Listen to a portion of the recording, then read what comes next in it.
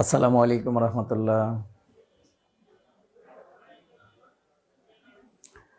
আপনারা সবাই ভালো আছেন নিশ্চয়ই। এসএ জব কেয়ারের অনলাইন ক্লাসরুমে আপনাদেরকে স্বাগত।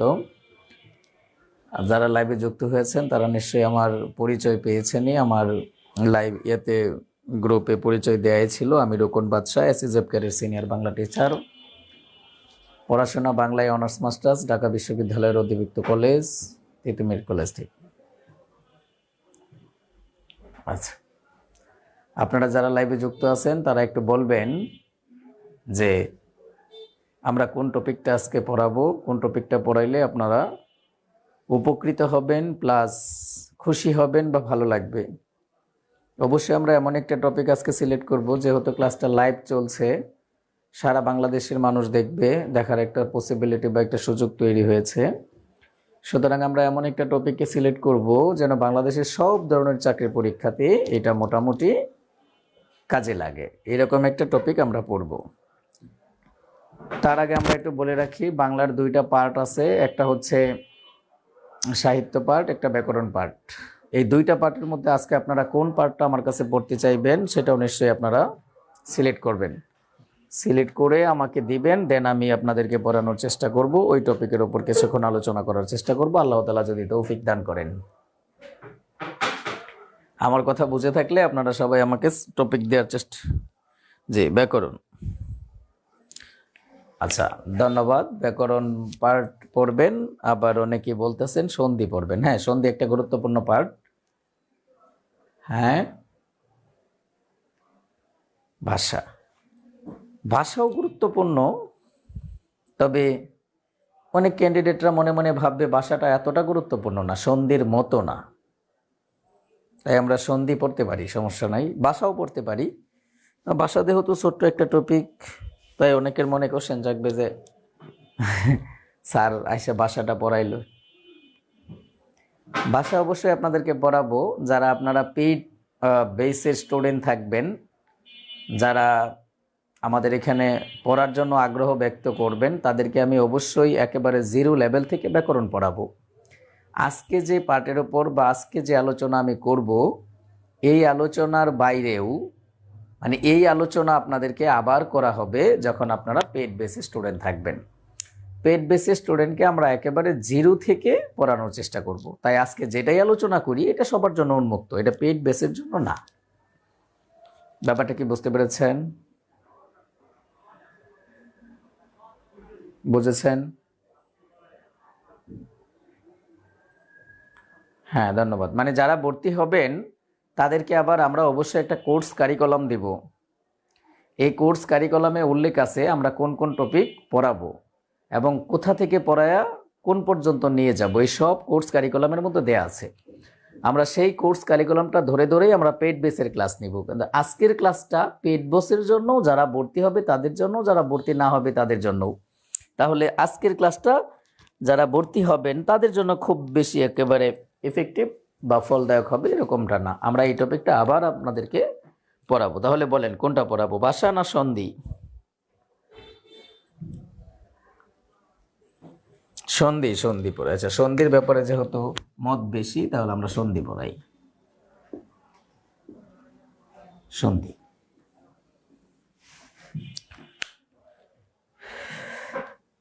সন্ধি সম্পর্কে কতগুলো কথা আমরা আগে জেনে নেওয়ার চেষ্টা করব। সন্ধি পড়ার শুরুতে আমরা সন্ধি সম্পর্কে কিছু তথ্য জেনে নেওয়ার চেষ্টা করব। লাইট আপ ডাউন করছে।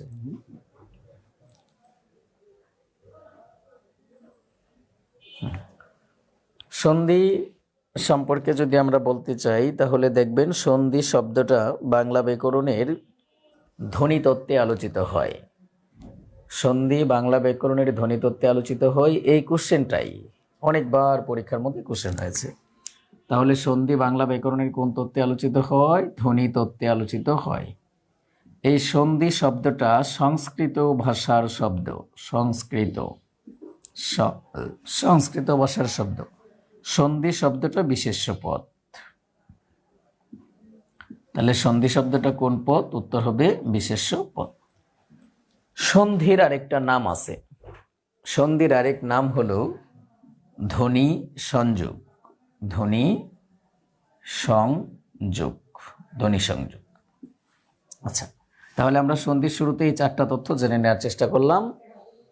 এরপরে যদি আমরা দেখি সন্ধি শব্দটা গঠিত হয়েছে কিভাবে। সন্ধি শব্দটা গঠিত হয়েছে যেভাবে, সম যোগ ধা যোগ ই ইকুয়াল টু সন্ধি। তাহলে এটা হলো সন্ধি শব্দের প্রকৃতি প্রত্যয়। তাহলে আমরা এখান থেকে বলতে পারি সন্ধি শব্দটা গঠিত হয়েছে প্রকৃতি প্রত্যয়ের মাধ্যমে। যদি বলা হয় সন্ধি শব্দটা কোন প্রত্যয়, তখন আমরা উত্তর দিব সন্ধি শব্দটি কৃত প্রত্যয় সাধিত শব্দ, কৃত প্রত্যয় সাধিত শব্দ। তাহলে সন্ধি শব্দটা কৃত প্রত্যয় সাধিত শব্দ। এরপরে যদি কোশ্চেন হয় সন্ধি শব্দটা কোন উপসর্গ যুগে গঠিত, দেখুন এই যে সন্ধি শব্দটা সম উপসর্গ যুগে গঠিত। উপসর্গ, সম উপসর্গ যুগে সন্ধি শব্দটি গঠিত। আচ্ছা, এরপরে যদি কোশ্চেন হয় সন্ধি শব্দের সন্ধি বিচ্ছেদ কি, সন্ধি শব্দের সন্ধি বিচ্ছেদ হলো সম যোগ ধি, এটা হলো সন্ধি শব্দের সন্ধি বিচ্ছেদ। আচ্ছা, এরপরে যদি কোশ্চেন হয় যে সন্ধির উদ্দেশ্য বা সুবিধা কয়টি, তখন আমরা উত্তর দিব সন্ধির উদ্দেশ্য বা সুবিধা হলো 2টি।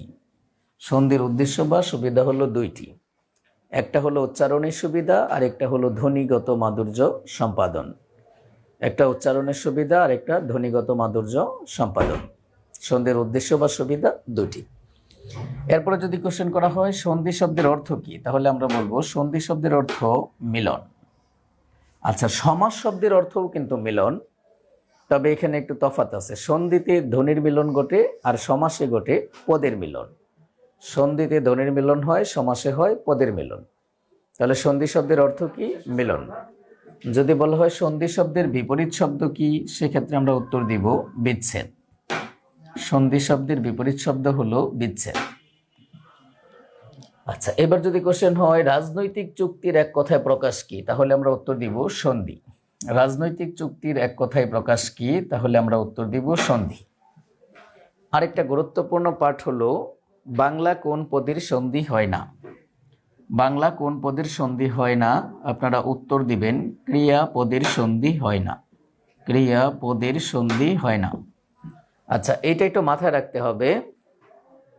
ক্রিয়াপদের সন্ধি হয় এই কথা ডক্টর মোহাম্মদ শহীদুল্লাহ তার বাঙ্গালা ব্যাকরণ এবং ডক্টর এনামুল হক তার ব্যাকরণ মঞ্জুরিতে বলে দিয়েছেন ক্রিয়াপদেরও সন্ধি হয়। তাহলে পরীক্ষার মধ্যে যদি অপশনে কখনো এরকম থাকে যে কোশ্চেনটা হলো বাংলা কোন পদের সন্ধি হয় না, উত্তরে দেয়া আছে বিশেষ্য পদ, অব্যয় পদ, ক্রিয়াপদ সব কয়টি, তখন উত্তর কিন্তু হবে সব কয়টি, কারণ সব কয়টা পদেরই সন্ধি হয়। যদি সব কয়টা অপশনে না থাকে সেক্ষেত্রে আপনারা মার্ক করতে পারেন ক্রিয়াপদ। এটা একটা প্রচলিত সত্য কথা। আসল সত্য কথা হলো সকল পদেরই সন্ধি হয়। আচ্ছা, এরপরে যদি কোশ্চেন হয় সন্ধিতে ধ্বনির কয় ধরনের মিলন ঘটে, আমরা উত্তর দিব 4 ধরনের। সন্ধিতে ধ্বনির 4 ধরনের মিলন ঘটে। আচ্ছা, গেল এটা। তারপরে যদি আমরা বলি যে সন্ধি কাকে বলে, আপনারা সব ধরনের বইয়ে পাবেন সন্ধি হচ্ছে পাশাপাশি দুটি ধ্বনির মিলন অথবা পরস্পর সন্নিহিত দুটি ধ্বনির মিলনের নাম সন্ধি।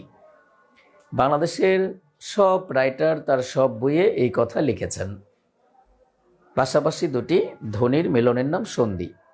আচ্ছা, এই সংজ্ঞাটা ভুল। এই সংজ্ঞাটা সন্ধির পূর্ণাঙ্গ সংজ্ঞা নয়। কেন এই সংজ্ঞাটা সন্ধির পূর্ণাঙ্গ সংজ্ঞা নয়, আপনারা যারা লাইভে যুক্ত আছেন তারা আমার সাথে এখনই একমত হবেন যদি আমি একটু ব্যাখ্যা দিতে চাই। আপনারা যখন সন্ধি পড়েন তখন একটা সন্ধি পড়েন বিসর্গ সন্ধি। যারা লাইভে যুক্ত আছেন তারা একটু আমার সাথে কথা বলবেন। বলেন তো, আপনারা বিসর্গ সন্ধি নামের কোনো সন্ধি কি আসলে পড়েন?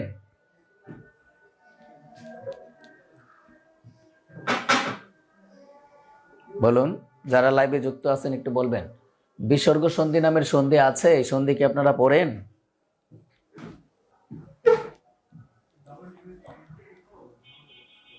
আমাকে শুনতে পাচ্ছেন আপনারা? হ্যালো, কথা না বললে কেমনে হবে? আচ্ছা দেখুন, এই বিসর্গ সন্ধির কন্ডিশন হলো পূর্বপদের শেষে বিসর্গ থাকবে 100%। পূর্বপদের শেষে বিসর্গ থাকবে, পরপদের শুরুতে স্বরবর্ণ অথবা ব্যঞ্জনবর্ণ, স্বরধ্বনি অথবা ব্যঞ্জনধ্বনি, যে কোনো একটা ধ্বনি থাকতে পারে। তাহলে পরপদে স্বরধ্বনি বা ব্যঞ্জনধ্বনি যে কোনো ধ্বনি থাকতে পারে, আর পূর্বপদের শেষে 100% থাকবে বিসর্গ। এটা হলো বিসর্গ সন্ধির নিয়ম। তাহলে এই যে বিসর্গ, এখানে স্বরধ্বনি এবং ব্যঞ্জনধ্বনি, এই দুইটার মিলনে কিন্তু বিসর্গ সন্ধি হয়ে গেল। আচ্ছা, যখন বিসর্গ সন্ধি বিসর্গের মিলনে হয়, তাহলে এই যে বিসর্গ যে আছে, এই বিসর্গ তো ধ্বনি না ভাই, এই বিসর্গ তো বর্ণ, এই বিসর্গ হলো বর্ণ। তাহলে আমরা সন্ধির সংজ্ঞায় এটা বলবো, পাশাপাশি দুটি ধ্বনি এবং বর্ণের মিলনের নাম সন্ধি। কারণ বর্ণেরও মিলন হতে পারে, ধ্বনিরও মিলন হতে পারে, তবে একটা সাউন্ড হয় আর সেটা হয় ধ্বনি। এজন্য আমরা মনে মনে ভাবি যে ধ্বনির মিলনের নাম সন্ধি। ধ্বনির মিলনের নাম আসলে সন্ধি না, ওই ধ্বনিটার নামই সন্ধি। তাহলে আমরা সন্ধির সংজ্ঞায় পড়ব, পাশাপাশি দুটি ধ্বনি এবং বর্ণের মিলনের নাম সন্ধি। যদি কখনো পরীক্ষার মধ্যে এমন কোশ্চেনও আসে যে পাশাপাশি দুটি বর্ণের মিলনের নাম কি, সেক্ষেত্রে কিন্তু আপনাকে সন্ধি মার্ক করতে হবে। আপনি সন্ধি ছাড়া অন্য কিছু মার্ক করতে পারবেন না। তাহলে আমরা সংজ্ঞা পড়ব, পাশাপাশি দুটি ধ্বনি বা বর্ণের মিলনের নাম সন্ধি। আচ্ছা, এইখানে একটা কথা বলেছিলাম আমরা, সন্ধি শব্দের অর্থ মিলন। তাহলে কোশ্চেনটা যদি এমন হয়, সন্ধি শব্দের বিপরীত শব্দ কি? সন্ধি শব্দের বিপরীত শব্দ হবে বিচ্ছেদ। সন্ধি শব্দের বিপরীত শব্দ হবে বিচ্ছেদ, কারণ ওই যে মিলনের বিপরীত বিচ্ছেদ। আচ্ছা, তাহলে আমরা সন্ধি থেকে এতগুলো তথ্য জানলাম এবং সন্ধির সংজ্ঞা জানলাম। আমরা সন্ধির সংজ্ঞায় বললাম, পাশাপাশি দুটি ধ্বনি এবং বর্ণের মিলনের নাম সন্ধি। সন্ধি শব্দটি ধ্বনি তত্ত্বে আলোচিত হয়। সন্ধি শব্দটি সংস্কৃত ভাষার শব্দ। সন্ধি শব্দটি কোন পদ? উত্তর হলো বিশেষ্য পদ। সন্ধি শব্দটির আরেক নাম কি? সন্ধির আরেক নাম হলো ধ্বনি সংযোগ। সন্ধি শব্দটির ব্যুৎপত্তি বা উৎপত্তি বা বিশ্লেষণ বা গঠিত হয়েছে যেভাবে, সম যোগ ধা যোগ কি, এটা ধাতু চিহ্ন বা প্রকৃতি চিহ্ন বা ব্যাকরণিক চিহ্ন। সন্ধি শব্দটি গঠিত হয়েছে প্রকৃতি প্রত্যয়ের মাধ্যমে। কোশ্চেন হতে পারে সন্ধি শব্দটি কোন প্রত্যয়? আমরা উত্তর দিব সন্ধি শব্দটি কৃৎ প্রত্যয়, কৃৎ প্রত্যয় সাধিত শব্দ। সন্ধি শব্দটি একটা উপসর্গ যুগে গঠিত। এই উপসর্গটার নাম হলো সম উপসর্গ, সম উপসর্গ যুগে গঠিত। সন্ধি শব্দটির সন্ধি বিচ্ছেদ করলে হয় সম যোগ ধি, সন্ধি। সন্ধির উদ্দেশ্য বা সুবিধা কয়টি? দুইটি, একটা হলো উচ্চারণের সুবিধা আর একটা হলো ধ্বনিগত মাধুর্য সম্পাদন। এরপরে সন্ধি শব্দের অর্থ কি? সন্ধি শব্দের অর্থ হচ্ছে মিলন। তারপরে সন্ধি শব্দের বিপরীত শব্দ কি? সন্ধি শব্দের বিপরীত শব্দ হচ্ছে বিচ্ছেদ। ও বিচ্ছেদ আমরা এখানে লিখে দিয়েছিলাম না? সন্ধি শব্দের বিপরীত শব্দ হচ্ছে বিচ্ছেদ। এরপরে রাজনৈতিক চুক্তির এক কথায় প্রকাশ কি? রাজনৈতিক চুক্তির এক কথায় প্রকাশ হলো সন্ধি। বাংলা কোন পদের সন্ধি হয় না? আমরা উত্তর দিব ক্রিয়াপদের সন্ধি হয় না। আচ্ছা, এরপরে সন্ধিতে ধ্বনির কয় ধরনের মিলন ঘটে? আমরা উত্তর দিব 4 ধরনের মিলন ঘটে। এই ছিল সন্ধি সম্পর্কিত মোটামুটি বক্তব্য। এখন আমরা চলে যাব সন্ধির প্রকারভেদে। আচ্ছা, এখানে কারো কোনো কোশ্চেন আছে কি? যারা লাইভে যুক্ত আছেন তারা বলবেন যে এখানে কোনো কিছু বুঝতে আপনার অসুবিধা হয়েছে। যদি হয়ে থাকে তাহলে আমাকে কোশ্চেন করবেন, আমি উত্তর দেওয়ার চেষ্টা করব। ধন্যবাদ। তাহলে এখন আমরা সন্ধির প্রকারভেদে চলে যাব।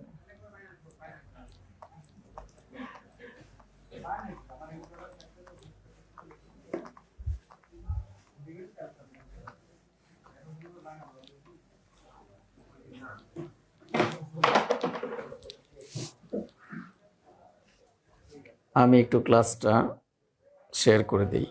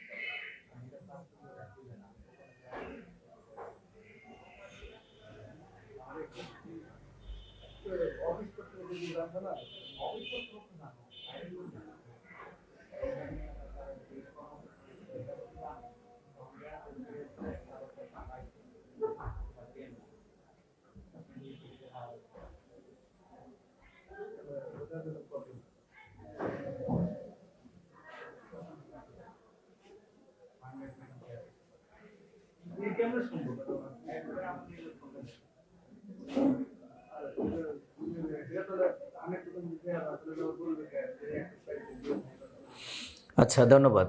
দুঃখিত, আমি লাইভটা শেয়ার করে দেওয়াতে হয়তো বা আপনাদের একটু অপেক্ষা করতে হয়েছে। এখন আমি চলে যাচ্ছি প্রকারভেদে, সন্ধির প্রকারভেদে। যদি বলা হয় সন্ধি প্রধানত কত প্রকার, সন্ধি প্রধানত কত প্রকার, তাহলে আমরা উত্তর দিব সন্ধি প্রধানত দুই প্রকার। সন্ধি প্রধানত দুই প্রকার। এই দুই প্রকার কি কি স্যার? একটা হলো খাঁটি বাংলা সন্ধি, খাঁটি বাংলা সন্ধি, এবং অন্যটি হলো তৎসম সন্ধি। যাই হোক, নবম দশম শ্রেণীর আগের বোর্ড বই খাঁটি বাংলাটাকে বাংলা সন্ধি বলেছে। বাংলা সন্ধি বলতে আমরা ওই খাঁটি বাংলা সন্ধিকেই বুঝবো। তাহলে সন্ধি প্রধানত কত প্রকার? উত্তর হলো দুই প্রকার। দুই প্রকার কি কি? একটা খাঁটি বাংলা সন্ধি আর একটা হলো তৎসম বা সংস্কৃত সন্ধি। এখন যদি কোশ্চেন হয় এই খাঁটি বাংলা সন্ধি আবার কত প্রকার, তখন আমরা উত্তর দিব খাঁটি বাংলা সন্ধি দুই প্রকার। এই দুই প্রকারের একটা প্রকার হলো স্বরসন্ধি, আরেকটা প্রকার হলো ব্যঞ্জন সন্ধি।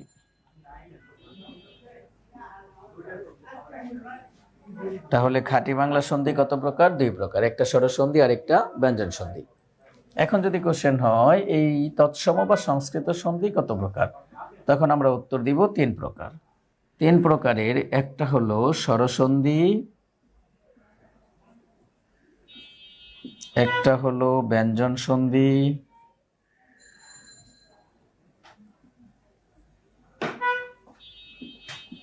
আরেকটা হলো বিসর্গ সন্ধি।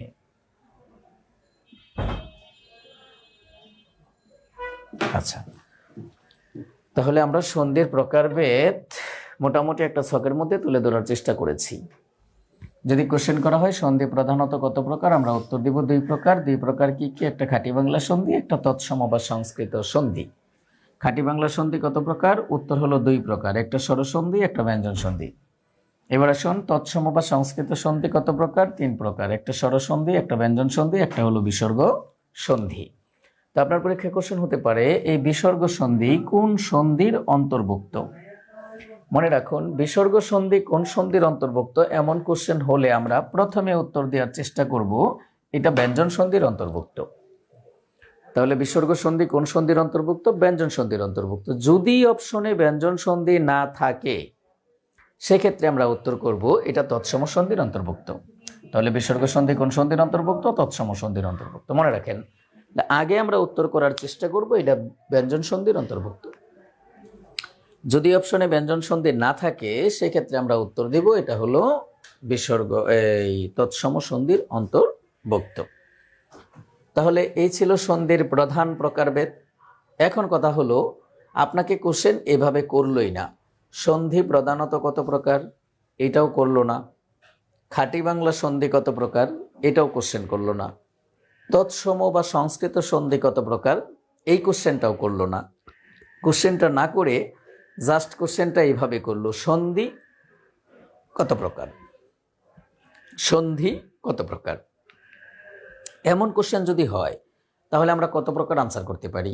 আমরা কি 2 প্রকার দিব নাকি 3 প্রকার দিব? আপনি কিন্তু মোটামুটি একটা ঝামেলায় পড়ে যাবেন। তাহলে আমরা কি কেউ বলতে পারবো যে সন্ধি কত প্রকার, এই কোশ্চেনটার উত্তর কি হবে, 2 প্রকার নাকি 3 প্রকার? প্লিজ কেউ কমেন্ট করবেন।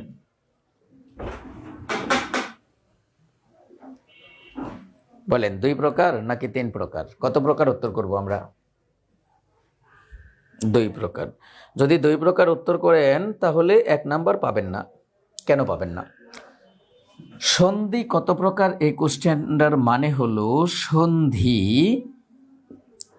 সাধারণত কত প্রকার, সন্ধি সাধারণত কত প্রকার।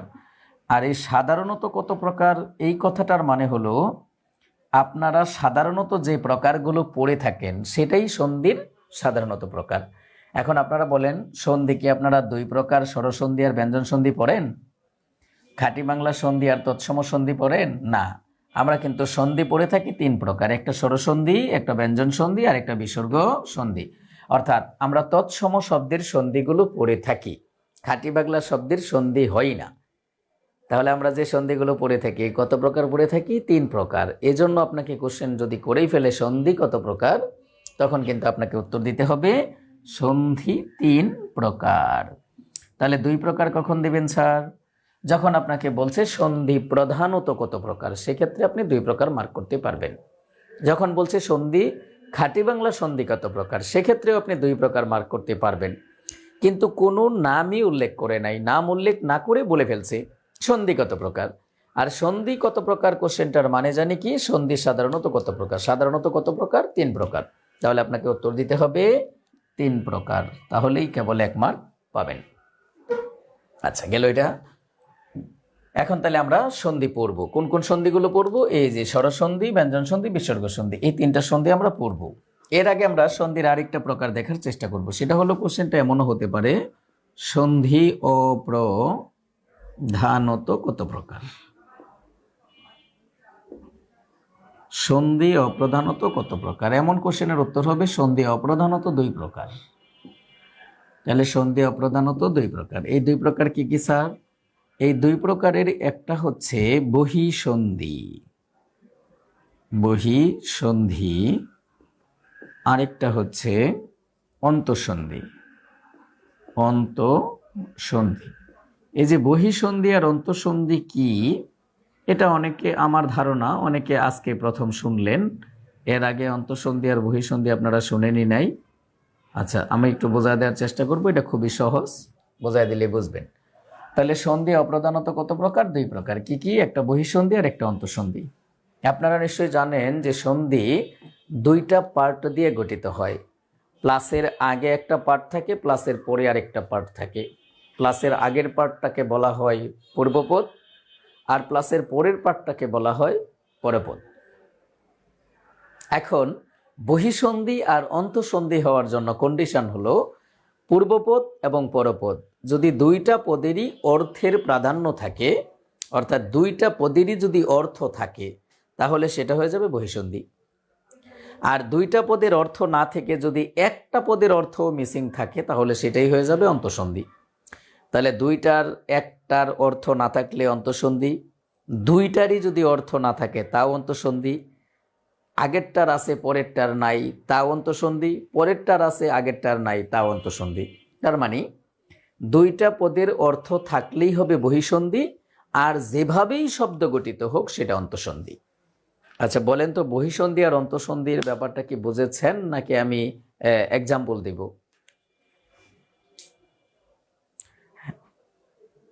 আচ্ছা আমি উদাহরণ দিচ্ছি, আপনারা সাথেই থাকবেন, আমরা লিঙ্কটা চেঞ্জ করে দিচ্ছি। লিঙ্কটা চেঞ্জ করে দিচ্ছি। আমি যে লাইভ দিছি এটা কি ওটু হবে?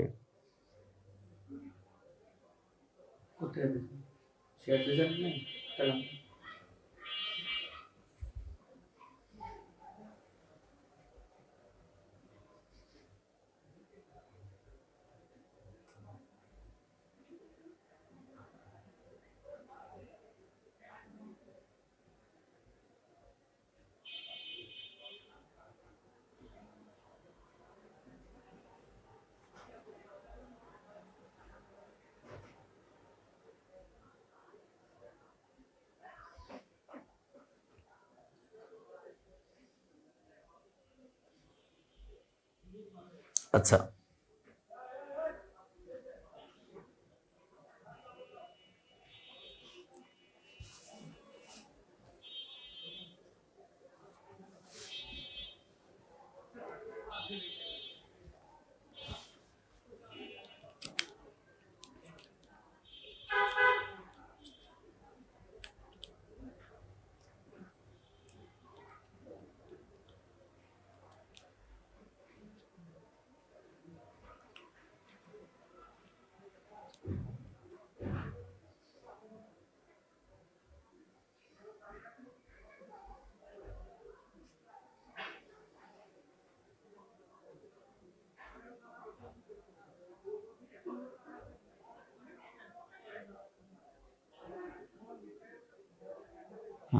ধন্যবাদ সাথে থাকার জন্য। অন্তঃসন্ধি আর বহিঃসন্ধির ব্যাখ্যা দিতে যাই আমরা বলেছিলাম যে যেই সন্ধির পূর্বপদ এবং পরপদ উভয় পদের অর্থের প্রাধান্য থাকবে বা দুইটা পদেরই অর্থ থাকবে তাকে বলছিলাম আমরা বহিঃসন্ধি। আর দুইটা পদের অর্থের প্রাধান্য যদি না থাকে তাহলে সেটা বহিঃসন্ধি হওয়ার সম্ভাবনা নাই, সেটা হবে অন্তঃসন্ধি। এক্সাম্পল দেখুন, আমরা বললাম বিদ্যা যোগ আলয়। এই যে বিদ্যা শব্দের অর্থ হচ্ছে জ্ঞান, আলয় শব্দের অর্থ হচ্ছে স্থান, তাহলে দুইটা শব্দেরই অর্থ আছে।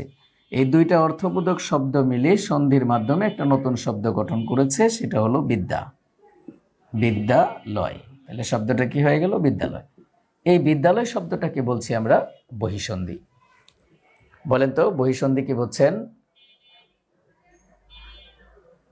আচ্ছা, এরপরে অন্তঃসন্ধি আমরা বলছিলাম, দেখেন যেখানে তিনটা পার্ট থাকবে, একটু ভালো করে বোঝেন আগে থিওরিটা। এটারও অর্থ নাও থাকতে পারে, এটারও নাও থাকতে পারে। পরেরটা এটার যদি থাকে তাহলে এটার থাকবে না। আচ্ছা, পরেরটা এটার যদি না থাকে তাহলে এই পদের অর্থ থাকতেও পারে। এই তিনটা প্রক্রিয়ায় যত সন্ধি হবে সব সন্ধি হলো অন্তঃসন্ধি। আরেকটা কথা হলো, দুইটা পদের অর্থ না থাকলেই সেটা হলো বহিঃসন্ধি, এই অন্তঃসন্ধি। তাহলে দেখুন এই যে দুইটা পদের একটারও অর্থ নাই, একটার আছে আরেকটার নাই, এটার নাই এটার আছে, যেভাবেই গঠিত হোক সেটাই হবে অন্তঃসন্ধি। এক্সাম্পল দেখুন তো, আমরা যদি বলি এখানে পৌ যোগ ইত্র, দেখেন তাহলে শব্দটা হবে পবিত্র, পবিত্র। এই পৌরও কোনো অর্থ নাই, ইত্ররও কোনো অর্থ নাই, দুইটা অর্থহীন শব্দ যুক্ত হয়ে সন্ধির মাধ্যমে একটা অর্থবোধক শব্দ গঠন করেছে, এই শব্দটাকে বলছি আমরা অন্তঃসন্ধি। আচ্ছা, এরপরেরটা দেখেন, আমরা যদি এরকম বলি বি যোগ আকরণ, দেখেন এই যে বি কথার অর্থ হচ্ছে বিশেষ, আর এই আকরণ কথার কোনো অর্থই নাই, দুইটা মিলে যে শব্দটা হবে এটা হলো ব্যাকরণ। স্যার কিভাবে হয়েছে এগুলা নিয়ম না পড়লে বুঝবেন না, আমরা আস্তে আস্তে পড়াবো নিয়ম, তখন পেয়ে যাবেন কিভাবে হলো। এটার অর্থ থাকবে না, এটার থাকবে।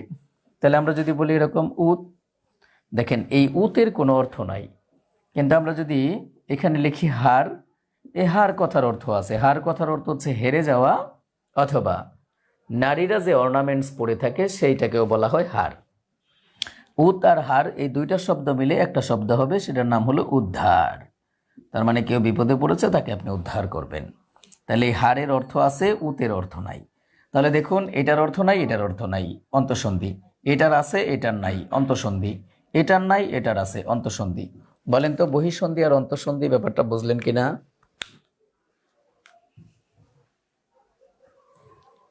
বুঝেছেন? যে ভাই বুঝতে চাইছিলেন বুঝেছেন?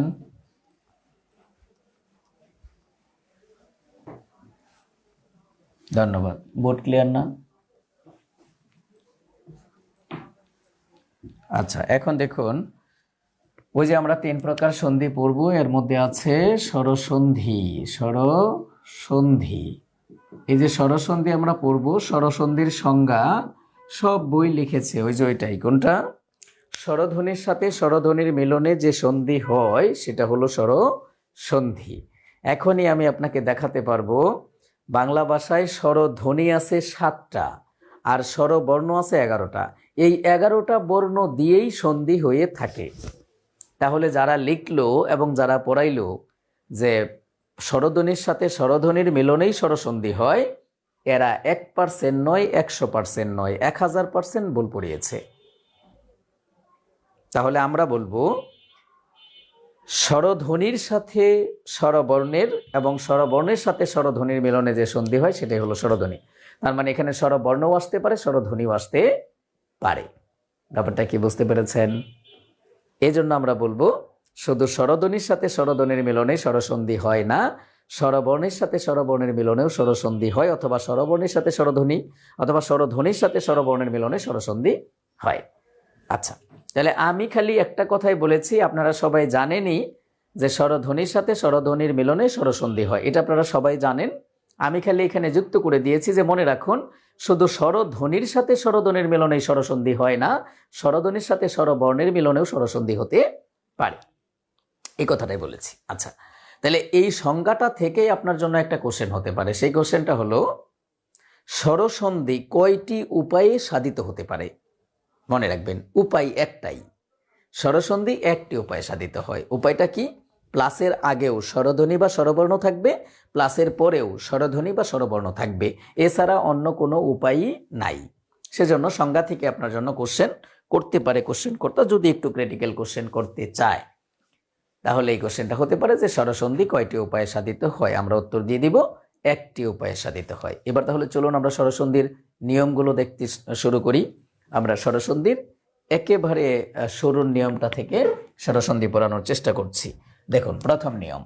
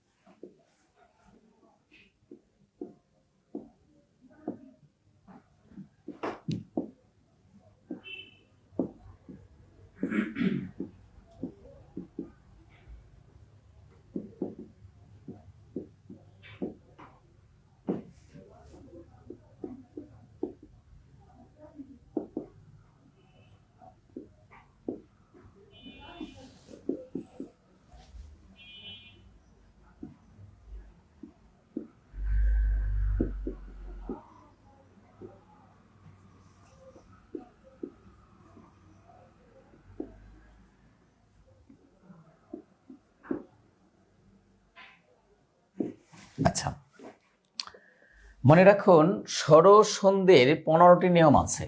15টি নিয়ম আছে স্বরসন্ধির। এই 15টি নিয়মকে আমরা 3টা নিয়মে পড়ে ফেলতে পারবো। 3টা নিয়মে কিভাবে? 1 থেকে 7 পর্যন্ত একই রকম নিয়ম, 8 নাম্বার নিয়মটা মাঝখানে একটু ব্যতিক্রম, 9 থেকে 15 পর্যন্ত একই রকম নিয়ম।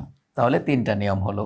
এই 3টা নিয়মের একটা নিয়ম আমরা লিখে ফেলেছি। দেখুন, এই 1 নাম্বার নিয়মটা যদি বোঝেন, 1 থেকে 7 নাম্বার পর্যন্ত নিয়ম পড়াবো আমরা। এই একটা নিয়মই থাকবে, আমরা মুছবই না নিয়ম, শুধু কন্টেন্টগুলো চেঞ্জ করে দিব।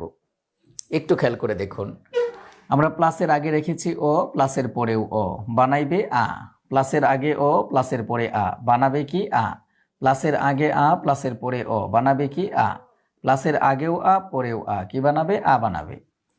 পরে বলছি দেখেন, এই আ কার রূপে? কি রূপে? এই যে কার রূপে, আয়ের কার আছে, এই যে কার, এই কার রূপে প্লাস এর পূর্বের ব্যঞ্জনের সাথে, অর্থাৎ প্লাসের পূর্বে যে বর্ণটা থাকবে সেই বর্ণটা অবশ্যই ব্যঞ্জন বর্ণ থাকবে এবং সেই ব্যঞ্জন বর্ণের সাথে যুক্ত হবে। যেমন তাহলে এই চারটা প্রক্রিয়ায় কি বানাবে? আ বানাবে। এই আটা কোথায়? কার রূপে। কোথায় বসবে? প্লাসের পূর্বে যে ব্যঞ্জন বর্ণটা থাকবে এর সাথে কার রূপে বসে যাবে। এটাই হলো নিয়ম। দেখুন তো বুঝেন কিনা। আমরা যদি এই এক্সাম্পলটা দেই তাহলে আমরা বলবো নর যোগ অধম। এই যে নর, যেহেতু অন্তস্তর বর্ণটার সাথে কোনো হসন্ত চিহ্ন নাই, হসন্ত চিহ্ন না থাকার কারণে এর সাথে একটা ও আছে। তাহলে এর সাথে একটা ও আছে। এই যে দেখেন এই পাশে একটা ও আছে। আমরা বলছিলাম এই যে প্লাসের আগেও ও, প্লাসের পরেও ও, কি বানাইবে? আ বানাবে। তাহলে বানাইলো কি? আ। দেখেন তো আমরা নিয়মে কি বলেছি? এই আ কার রূপে প্লাস এর পূর্বের ব্যঞ্জনের সাথে যুক্ত হবে। তাহলে এই যে কার রূপে, যে দেখেন প্লাসের পূর্বের ব্যঞ্জন, এই যে অন্তস্তর, এটা ব্যঞ্জন বর্ণ, এর সাথে যুক্ত হবে। তাহলে কিভাবে যুক্ত হবে? আমরা লিখলাম নর, এর সাথে আকারটা দিয়ে দিব, হয়ে যাবে নরা। এর সাথে যে ধম ও আছে আমরা দিয়ে দিলাম ধম ও ধম, এই হয়ে গেল নরাধম। বলেন তো এই 1 নাম্বার শব্দটা আপনারা বুঝলেন? আচ্ছা, এবার 2 নাম্বার নিয়মটা দেখুন। আমরা যদি 2 নাম্বার শব্দটা দেখাতে চাই তাহলে প্লাসের আগে থাকবে ও, প্লাসের পরে থাকবে আ। তাহলে আমরা এরকম বলতে পারি না? দেখুন তো, হিম যোগ আলয়। তাহলে আমরা এই যে ময়ের সাথে পাবো একটা ও, এই পাশে পাবো আমরা একটা আ, এই দুইটা মিলে হবে আ। এই আটা কার রূপে বসবে? কোথায়? এই যে প্লাসের পূর্বের বর্ণের সাথে। তাহলে আমরা এইখানে এটা লিখবো হিম, হিম এর সাথে আকার দিব, হয়ে যাবে হিমা। এর সাথে আছে ল অন্তস্থ, এই যে আমরা দিয়ে দিলাম ল অন্তস্থ, এই হয়ে গেল হিমালয়। বলেন তো হিমালয় শব্দটা বুঝলেন কিনা? হ্যাঁ। এরপরে দেখুন তো আমরা যদি এই এক্সাম্পলটা দিই তাহলে আমরা এরকম বলতে পারি না? যথা যোগ অর্থ। দেখেন তো এই যে এই পাশে আছে আ, এই পাশে আছে ও, এই দুইটা মিলে হবে আ। এই আটা কার রূপে কোথায় বসবে? যে প্লাসের পূর্বের যে ব্যঞ্জন বর্ণটা আছে এর সাথে বসবে। তাহলে এটা এই যে থ এর সাথে বসবে। তাহলে এখানে আ নিয়ে নিছি, রয়েছে কি? যথ। আমরা লিখলাম যথ, এর সাথে আকার দিয়ে দিব, হয়ে যাবে যথা। এর সাথে থয় রেফ, এই যে দিয়ে দিলাম, হয়ে গেল যথার্থ। আচ্ছা, এবার সর্বশেষ শব্দটা একটু দেখার চেষ্টা করেন তো। আমরা যদি বলি সদা যোগ আনন্দ, তাহলে এই পাশে কি আছে? আ, এই পাশে কি আছে? আ। দেখেন প্লাসের আগেও আ, প্লাসের পরেও আ, কি বানাইবো? বানাইবো আ। এই আ কার রূপে? প্লাসের পূর্বের ব্যঞ্জন বর্ণের সাথে যুক্ত হবে, তাহলে দয়ের সাথে যুক্ত হবে। তাহলে এখানে আমরা লিখবো সদ, এর সাথে আকার সধা, এর সাথে নন্দ, এই যে হয়ে গেল সদানন্দ, মানে হলো সব সময় আনন্দ। আচ্ছা বলেন তো 1 নাম্বার নিয়মটা আপনারা বুঝলেন কিনা?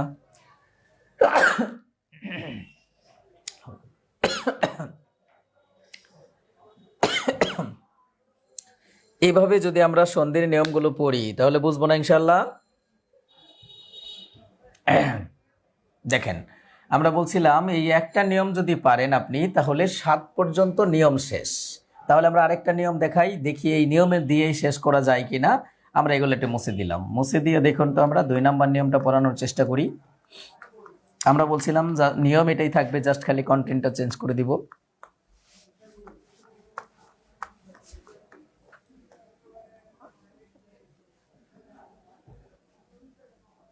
দেখুন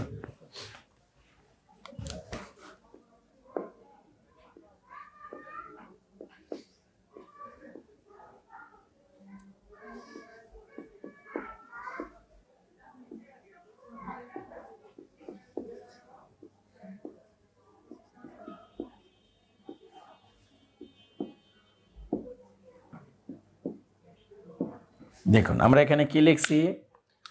প্লাসের আগে রশ্মি, প্লাসের পরেও রশ্মি, কি বানাইবো? দীর্ঘই। প্লাসের আগে দীর্ঘই, প্লাসের পরে রশ্মি, কি বানাইবো? দীর্ঘই। প্লাসের আগে রশ্মি, প্লাসের পরে দীর্ঘই, কি বানাবে? দীর্ঘই।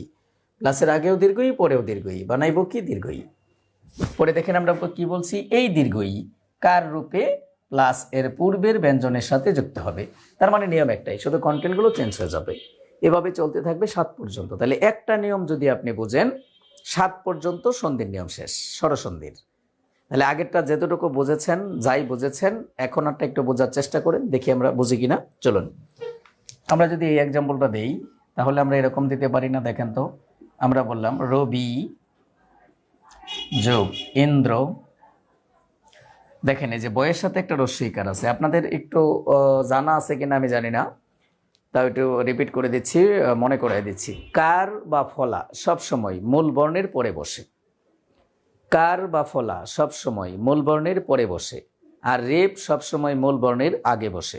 মাথায় রাখবেন, কার বা ফলা সবসময় মূল বর্ণের পরে বসে, রেপ সবসময় মূল বর্ণের আগে বসে। বাংলা বর্ণমালায় একটা বর্ণ আছে অন্তস্থ র, যার সংক্ষিপ্ত রূপ আছে দুইটা, একটা রেপ আর একটা র ফলা। এই তিনটা মাথায় রাখেন, এরপরে আস্তে আস্তে পড়াবেন। আচ্ছা, তাহলে এই অংশের শেষ বর্ণটা ব নয়, শেষ বর্ণটা হলো রস্যই, কারণ এই রস্যই কারটা বয়ের পরে। তাহলে আমরা এখানে কি পাইলাম? একটা রস্যই পাইলাম, আর এই পাশে কি পাইলাম? একটা রস্যই। দুইটা মিলে কি হবে? দীর্ঘই হবে। এই দীর্ঘইটা কার রূপে কোথায় বসবে? এই যে প্লাসের আগের যে ব্যঞ্জন বর্ণটা আছে তার সাথে। তাহলে আমরা বসাইলাম অন্তস্থ র বড়, এর সাথে দীর্ঘইকার রবি, এর সাথে নয় দয় র ফলা, এই যে হয়ে গেল রবীন্দ্র। অনেকবার পরীক্ষার মধ্যে কোশ্চেন হয়েছে। আজকে যে প্রাইমারি পরীক্ষাটা হয়েছে, এখানেও একটা কোশ্চেন আসছিল, উল্লাস। উল্লাস এর সন্ধি বিচ্ছেদ নিচের কোনটি? এরকম কোশ্চেন হয়েছিল। যখনই কোনো শব্দের মধ্যে দুইটা বর্ণ যুক্ত থাকবে, তখন আপনারা প্রথম বর্ণটা উঠায় দেয়া জাস্ট খালি খণ্ডত দিয়ে দিবেন। তাহলে উৎ যোগ লাস, এটাই ছিল আজকের সন্ধি বিচ্ছেদ বা উত্তর, উৎ যোগ লাস, উল্লাস। আচ্ছা, এবার দেখেন আমরা যদি 2 নম্বর, এই রবীন্দ্র অনেকবার পরীক্ষার মধ্যে কোশ্চেন হয়েছে। 2 নম্বরটা দেখুন তো, যদি এটা এক্সাম্পল দেই, তাহলে আগে আছে দীর্ঘই, পরে আছে রস্যই। তাহলে আমরা এইরকম বলতে পারি না? দেখুন তো, শচী যোগ ইন্দ্র। তাহলে চয়ের সাথে আছে কি? দীর্ঘই, এই পাশে আছে কি? রস্যই। দুইটা মিলে হবে কি? দীর্ঘই। কার রূপে বসবে কোথায়? এই যে চয়ের সাথে। তাহলে আমরা এখানে বসাইলাম স চ, সচ, এর সাথে দীর্ঘইকার সচি, এর সাথে নয় দয় র ফলা, এই যে হয়ে গেল শচীন্দ্র। তাহলে শচীন্দ্রের সন্ধি বিচ্ছেদটা হলো শচী যোগ ইন্দ্র। আচ্ছা, পরের এক্সাম্পলটা যদি আমরা দিই, তাহলে এখানে আমরা বলছি আগে রস্যই পরে দীর্ঘই। তাহলে এটা কি হবে? প অন্তস্থ র রস্যইকার পরি, এর সাথে ইক্ষা। তাহলে অন্তস্তরের সাথে আছে রস্যই, এই পাশে আছে দীর্ঘই, দুইটা মিলে হবে দীর্ঘই। কার রূপে বসবে? অন্তস্তরের সাথে। তাহলে আমরা বসাইলাম প অন্তস্তর পর, এর সাথে দীর্ঘইকার পরি, এর সাথে খা, এই যে হয়ে গেল পরীক্ষা। তাহলে পরীক্ষা শব্দটার সন্ধি বিচ্ছেদ হলো পরিযু ইক্ষা। পরের সর্বশেষ এই এক্সাম্পলটা যদি আমরা দেই, তাহলে আমরা এইরকম এক্সাম্পল দিতে পারি। দেখেন শ্রী যোগ ইস। তাহলে দেখেন এই যে এই পাশে আছে দীর্ঘই যোগ, এই পাশে আছে দীর্ঘই, দুইটা মিলে হবে কি? দীর্ঘই। কার রূপে বসবে কোথায়? এই যে এর সাথে। তাহলে আমরা বসাইলাম শ্র, এর সাথে দীর্ঘইকার শ্রী, এর সাথে তালব্যস্য, এই যে হয়ে গেল শ্রীষ। আচ্ছা, তাহলে শ্রীষ এর সন্ধি বিচ্ছেদটা হলো শ্রী যোগ ইস। তার স্যার শ্রীষ কথার অর্থ কি? শ্রী কথার অর্থ সুন্দর, আর ইস কথার অর্থ হচ্ছে ঈশ্বর। তাহলে শ্রীষ কথার অর্থ দাঁড়াইলো ঈশ্বরের সৌন্দর্য, ঈশ্বরের সৌন্দর্য। আচ্ছা, বলেন তো 2 নম্বর নিয়মটা বুঝেছেন আপনারা? বলেন তো, সন্ধি সহজ না? এইভাবে যদি আমরা পড়ি, তাহলে সন্ধি থেকে কোশ্চেন আসলে আনসার করতে পারবো না? হ্যাঁ, আর একটু ধীরগতি, আমি তো ধীরেই পড়াচ্ছি। আচ্ছা, ধন্যবাদ। ও আচ্ছা আচ্ছা আচ্ছা, ঠিক আছে। এবার দেখুন তো 3 নম্বর নিয়মটা, আমরা 3 নম্বর নিয়মটাও এই নিয়মের আলোকেই পড়ে ফেলবো। আমরা জাস্ট খালি কন্টেন্টগুলো চেঞ্জ করে দিব, কন্টেন্টগুলো চেঞ্জ করে দিলেই 3 নম্বর নিয়ম হয়ে যাবে। এই দেখেন,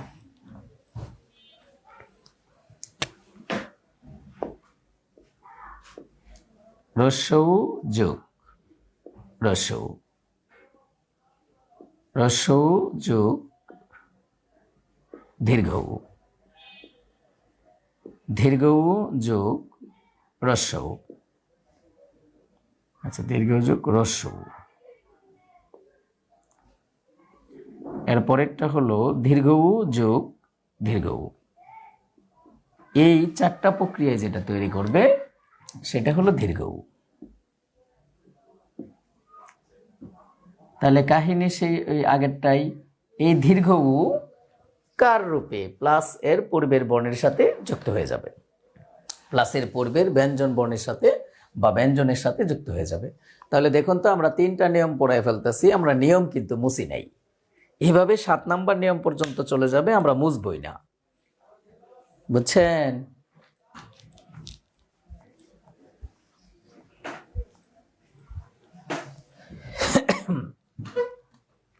দেখুন আমরা যদি এই এক্সাম্পলটা দেই, তাহলে আমরা এরকম দিতে পারি ম অন্তস্তর মর এর সাথে রস্য আর মরু যোগ উদ্ধেন। আচ্ছা, অন্তস্তর সাথে আছে কি রস্য, এই পাশে আছে কি রস্য, দুইটা মিলে হবে কি দীর্ঘ। কার রূপে বসবে কোথায়? এই যে অন্তস্তর সাথে। তাহলে আমরা এখানে বসাইতে পারি ম অন্তস্তর মোর এর সাথে দীর্ঘ উকার। আচ্ছা, দীর্ঘ উকার দিলে এরকম হয় না, দীর্ঘ উকার দিলে এরকম হয় মরু। এর সাথে আছে কি এই যে ধ্যান, তাহলে আমরা এখানে দিয়ে দিলাম ধ্যান। এই যে হয়ে গেল মরুদ্যান। মরুদ্যান মানে হচ্ছে এমন একটা উদ্যান যেখানে কিছুই জন্ম নেয় না, সেটাকে বলা হয় মরুদ্যান।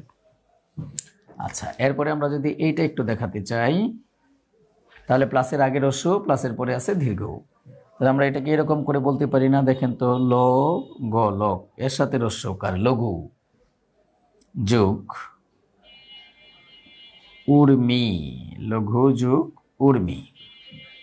তাহলে এই পাশে আছে কি এই যে রস্য আছে, এই পাশে আছে কি দীর্ঘ উ, এই দুইটা মিলে হবে কি দীর্ঘ উ। কার রূপে বসবে কোথায়? এই যে গয়ের সাথে।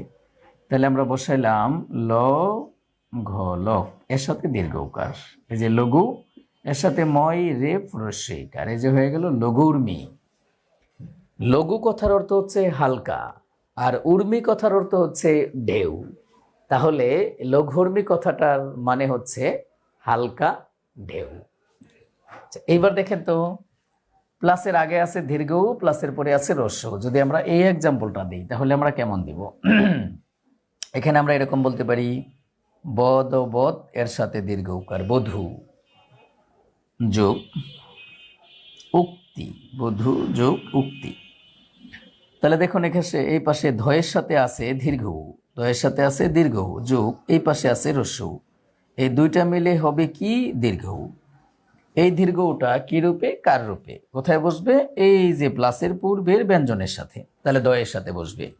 তাহলে আমরা এখানে রাখবো ব দ ভদ এর সাথে দীর্ঘ উকার, এই যে বধূ এর সাথে কয়তই রস্যইকার, এই যে হয়ে গেল বধূক্তি। তাহলে বধূক্তি কথার অর্থটা কি? বউয়ের উক্তি, বুঝছেন তো? আচ্ছা, এরপরে দেখুন আমরা যদি এই সর্বশেষ এক্সাম্পলটা দিতে চাই আপনাদের, তাহলে আমরা এটা এইভাবে দিতে পারি। আমরা যদি বলি বু যোগ ঊর্ধ্ব, ঊর্ধ্ব, এই বু কথার অর্থ হচ্ছে ভূমি, আর ঊর্ধ্ব কথার অর্থ হচ্ছে উপরে। তার মানে ভূমি থেকে একটু উপরে, তাকে বলা হয় বূর্ধ্ব। তাহলে এই যে বয়ের সাথে আছে কি দীর্ঘ উ, আর এই পাশে কি আছে দীর্ঘ উ, দুইটা মিলে হবে কি দীর্ঘ উ। এই দীর্ঘ উ কার রূপে বসবে কোথায়? এই যে বয়ের সাথে। তাহলে পূর্ব পদে আছে কিন্তু শুধু ভ, এর সাথে দীর্ঘ উকারটা দিয়ে দিব, আর এখানে দয় ভ আছে, এটা দিয়ে দিব। তাহলে শব্দটা হয়ে গেল কি বূর্ধ্ব। আচ্ছা, বলেন তো, এভাবে যদি আপনারা ট্রাই করেন তাহলে 7 পর্যন্ত যে আমি বললাম একই রকম নিয়ম, 1 থেকে 7 পর্যন্ত পারবেন ইনশাল্লাহ? আচ্ছা, তাহলে এখন আমরা দেখব একটু ব্যতিক্রম নিয়ম দেখিয়ে চলেন।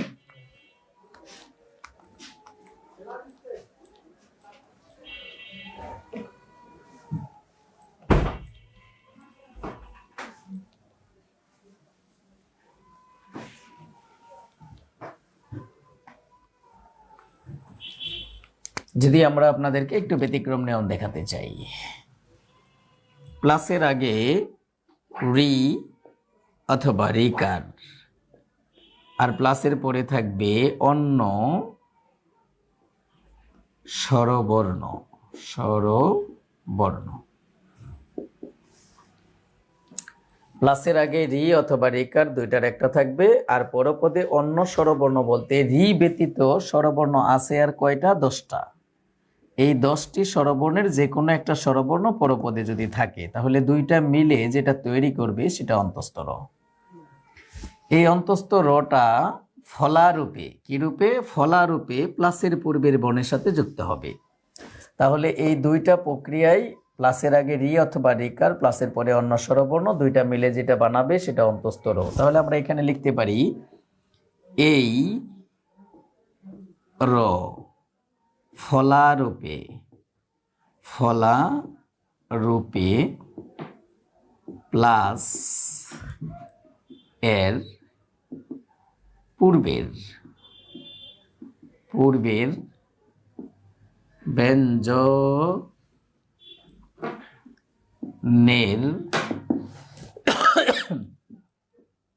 সাথে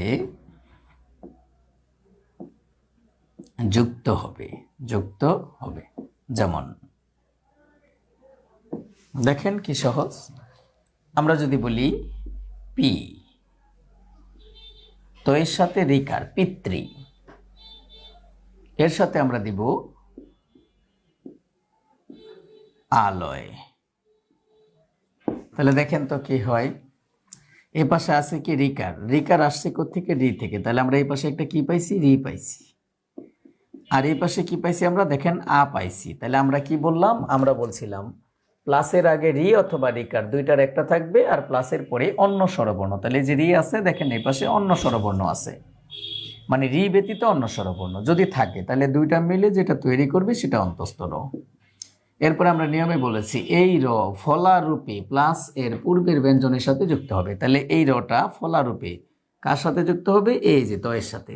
প্লাসের আগের বর্ণ এটা এবং এটা ব্যঞ্জন বর্ণ, এর সাথে যুক্ত হবে। তাহলে তয়ের সাথে যখন র ফলারূপে যুক্ত হয় বা বসে, তখন এই যে এরকম হয় পি, তয়ের সাথে এরকম হয় পিত্র। পরে এখানে আছে ল অন্তস্থ, এই যে আমরা দিয়ে দিলাম ল অন্তস্থ। তাহলে এটা হয়ে গেল পিত্রলয়। শব্দটা তো পিত্রলয় না, শব্দটা হলো পিত্রালয়। তাহলে আমাদের সন্ধি তো হয়ে গেল, সন্ধি হয়ে গেল, বাট শব্দ হলো না। তাহলে আমরা কি করতে পারি? একটু দেখেন, এই যে এখানে একটা ব্যাপার আছে, এই যে আমরা বলছিলাম অন্য স্বরবর্ণ, এই অন্য স্বরবর্ণের মধ্যে 10টি স্বরবর্ণ আছে, আর এই 10টা স্বরবর্ণের মধ্যে একটা স্বরবর্ণ আছে স্বর অ। এই বর্ণটার কার নাই, এটাকে এই জন্য বলা হয় নীলিন বর্ণ। তাহলে এই বর্ণটা বাদ দিলে আর এখানে থাকে কয়টা বর্ণ? 9টা বর্ণ। এই 9টি বর্ণের কোনো একটা বর্ণ পরপদের শুরুতে আসলে ওই বর্ণটার কার আছে। তাহলে এই যে পাশে আ আসছে, এই আয়ের কিন্তু কার আছে। যখনই আ আসছে তখন এর কারটাও এখানে বসে যাবে। এই যে হয়ে গেল পিত্রালয়। এখন কথা হলো স্যার, এখানে যদি আ না এসে রস্যই আসতো তাহলে এখানে রস্যইকার হতো, যদি এখানে দীর্ঘই আসতো তাহলে এখানে দীর্ঘইকার হতো। আচ্ছা, ঠিক হয়ে যাবে। তো এখানে যদি এ থাকতো তাহলে এখানে একার থাকতো, এখানে একার হতো। যদি এখানে ওই থাকতো তাহলে এখানে ওইকার হতো। যদি এই নিয়মটা একটু জটিল লাগে তাহলে আমি আর একটা এক্সাম্পল দিলেই বুঝে যাবেন আপনারা। দেখুন, আমরা যদি এরকম বলি পি, তো এর সাথে রেকার পিতৃ যোগ অর্থ, তাহলে যে পাশে আছে রিকার মানে রি, এই পাশে আছে দেখেন ও, দুইটা মিলে বানাবে কি? অন্তস্থ র। এই অন্তস্থ রটা ফলারূপে যে প্লাসের পূর্বের বর্ণের সাথে যুক্ত হয়ে যাবে। তাহলে আমরা বসাইলাম এরকম পি, তো এর সাথে র ফলা পিত্র, এর সাথে আছে থয়রেপ, এই যে আমরা দিয়ে দিলাম থয়রেপ। দেখেন এখানে কিন্তু আমরা ও এনেছিলাম, আর এই ও এর কোনো কার নাই, তাই রফলার সাথে কার বসে নাই, শুধু রফলাটাই বসেছে। এই হলো পিত্রার্থ। তাহলে স্যার আমরা যে নিয়মটা পড়তেছি এই নিয়মটা হলো রফলার। এই যে তয়ের সাথে রফলা আছে, তয়ের সাথে রফলা আছে, এজন্য আমরা এইভাবে সন্ধি করলাম। দেখেন এখানে তয়ের সাথে রফলা থাকার পরেও তয় রফলার সাথে একটা আকার আছে, এই আকার আছে বিদায় আমরা এখানে আনিয়েছি। আর দেখেন এখানে তয় রফলার সাথে একার আকার রস্যইকার দীর্ঘইকার কিছুই নাই, এই জন্য আমরা এখানে ও নিয়েছি। তাহলে এখানে যদি আকার না থেকে অন্য কিছু থাকতো তাহলে আমরা কি পরপদে সেটাই নিতাম? জি, আমরা সেটাই নিতাম। এখন আমরা একটা শব্দ থেকে বিচ্ছেদ করে দেখাবো, দেখি আপনারা বুঝেন কিনা। আচ্ছা, তাহলে আমরা একটু লিঙ্কটা চেঞ্জ করে দিচ্ছি, আপনারা সাথেই থাকবেন।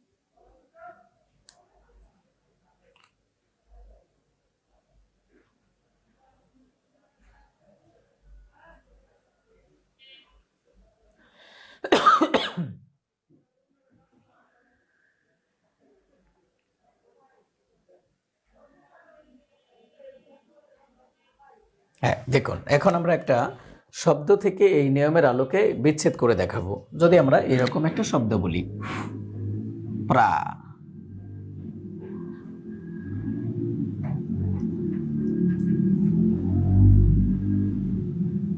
পি, ত্রয়ী, সর্য, পিতৃঐশ্বর্য।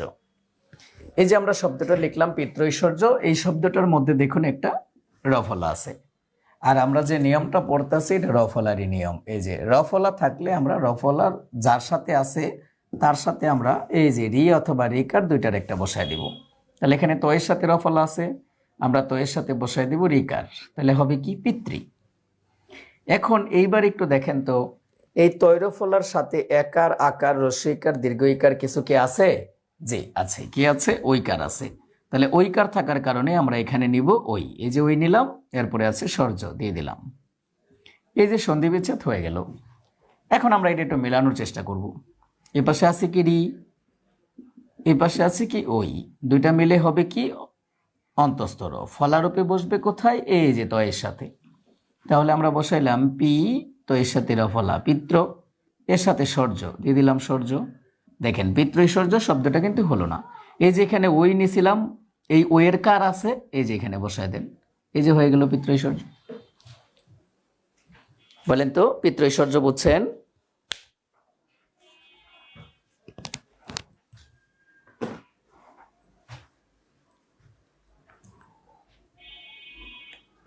আচ্ছা, আমরা শব্দ থেকে বিচ্ছেদ করেছিলাম। এই যেখানে রফলা আছে, আমরা যে নিয়মটা পড়তাছি এটা রফলার নিয়ম পড়তাছি। তাহলে এই যে রফলার জন্য আমরা তয়ের সাথে রিকার বসায় দিছিলাম, তয়ের সাথে রিকার বসায় দিছি রফলার জন্য। আর এই তয় রফলার সাথে একার, আকার, রস্যইকার, দীর্ঘইকার কিছু আছে, নিশ্চয়ই আছে, ঐকার আছে। ঐকার থাকার কারণে আমরা পরপদে ওই নিছি আর পরে সর্য নিছি। এই হলো পিতৃযুগ ঐশ্বর্য, পিতৃঐশ্বর্য সন্ধি বিচ্ছেদ। এখন আমরা আবার এই বিচ্ছেদটা থেকে আবার আমরা সন্ধিটা করেছি। কিভাবে করলাম? এই যে এখানে রি আছে, এখানে ওই আছে, দুইটা মিলে কি হবে? অন্তস্তর হবে। কেন? এই যে রি অথবা রিকার প্লাস অন্য স্বরবর্ণ, রি ব্যতীত যে কোনো স্বরবর্ণ আসলেই অন্তস্তর বানাবে। আর এই অন্তস্তর ফলারূপে বসবে কোথায়? এই যে আমরা এর উদা দেখাইছি, কোথায় বসবে? এই যে তয়ের সাথে। তাহলে আমরা বসায় দিলাম এই যে পরস্বইকার পি, তয়ের সাথে রফলা, পিত্র। এরপরে এই যে এখানে ছিল সর্য দিয়ে দিলাম সর্য, এই যে এখানে ওই নিয়েছিলাম ওই কারটা এখানে দিয়ে দিছি, এই হয়ে গেল পিতৃঐশ্বর্য। আচ্ছা, তো এটাই ছিল আমাদের আজকের আলোচনা। আমি এলোপাথারি না, সন্ধির প্রাথমিক আলোচনা করার চেষ্টা করলাম। সন্ধির প্রকারভেদ, সন্ধি শব্দের বিশ্লেষণ ইত্যাদি নিয়ে, প্রকারভেদ নিয়ে, এরপরে স্বরসন্ধির কয়েকটা নিয়ম নিয়েও আমি আলোচনা করলাম। আশা করি যেটুকু আলোচনা করেছি এইটুকু আপনারা বুঝতে পেরেছেন। যদি এরপরেও কারো কোনো সমস্যা থাকবেই তো, কারণ যেহেতু আমরা সন্ধির পূর্ণাঙ্গ আলোচনা করিনি। যদি থাকে তাহলে আপনারা অনলাইন ডিরেক্টরের সাথে কথা বলতে পারবেন এবং আমাদের ক্লাসগুলো করতে পারবেন। তাহলে যারা লাইভে এতক্ষণ যুক্ত ছিলেন, ধৈর্য সহকারে আমার ক্লাস দেখেছেন এবং আমাকে ফলো করেছেন, তাদের প্রতি আমি কৃতজ্ঞ। আপনাদেরকে আন্তরিক ধন্যবাদ দিয়ে আমার আজকের লাইভ ক্লাসটা এখানেই শেষ করছি। সবাই ভালো থাকবেন, সুস্থ থাকবেন। দেখা হচ্ছে আগামী পর্বে। এখন আপনাদের কোর্স কারিকুলাম নিয়ে কথা বলবে আমাদের এসএ জব কেয়ারের অনলাইন ডিরেক্টর। তো আপনারা নিশ্চয়ই তার সাথে যুক্ত থাকবেন ইনশাআল্লাহ। ভালো থাকুন সবাই, আল্লাহ হাফিজ।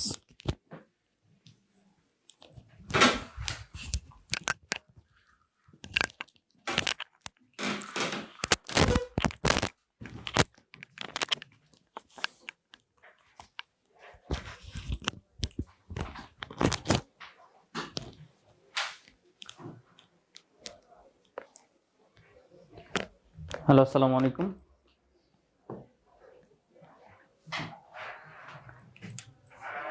আশা করি সকলে আমাকে শুনতে পাচ্ছেন।